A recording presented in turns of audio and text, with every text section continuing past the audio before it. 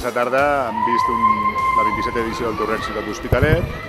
És un torneig dels de més nivell que hi ha a Catalunya, potser el que més nivell aporta.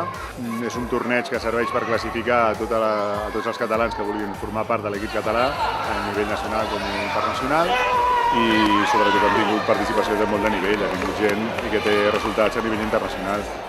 Sempre hi ha una mica de tensió i una mica de nervis perquè no saps amb quina judoca et tocarà. Hi ha judoques que són més bones i hi ha judoques que els hi tens més confiança perquè ja els has guanyat altres cops.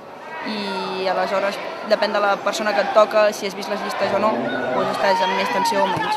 Hi ha judoques que abans de la competició es fiquen música per concentrar-se o simplement s'aparten de la resta de la gent per la concentració. Vols que t'ho digui amb aquest? No, Parlo una mica abans amb el meu entrenador de com plantejarem la competició, menjo una mica abans, m'intento aïllar, em fico música per no distreure'm parlant amb la gent, estar concentrada.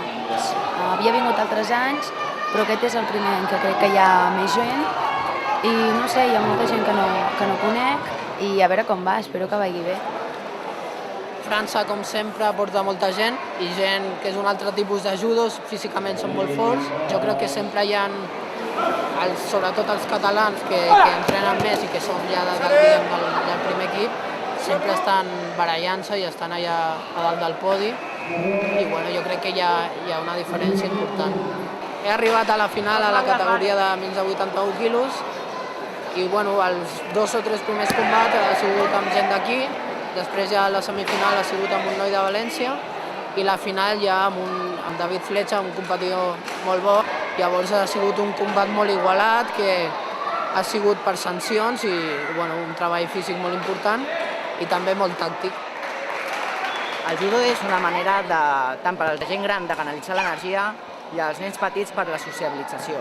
Hi ha un respecte amb el company, abans d'entrar al tatami s'han de saludar, quan es dona classe sempre s'ha d'estar en silenci, que a part de fer un esport on et mantens en forma i n'aprens a defensar-te, que és en si un esport de lluita, té aquestes sèries de normes i valors que són bones tant per a totes les edats. I després, com sempre, la competició és guanyar, però també quan una persona ja ha acabat de competir, a fora tan amics. Es crea un vincle molt important. Un torneo muy prestigioso a nivel catalán y internacional también. Ha habido años que han venido gente de Francia, Italia y a nivel español. El combate de la final ha sido con David del Campo. Es un combate que ya había disputado en otros torneos.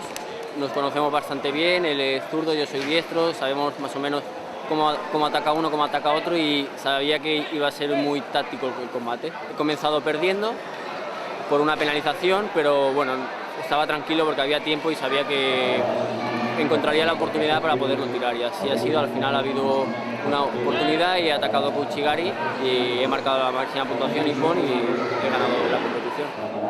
Ve molta gent d'Aragó, de Múrcia, de València, de Balears, de Navarra. Ve molta gent d'aquí perquè s'hi troben una competició que ells anomenen clàssica, una competició molt familiar. Hi ha molt de nivell, però tothom està molt a prop. I tota la gent que s'ha conegut dins del món del judo és una tarda que disfruten del judo, estan entre amics.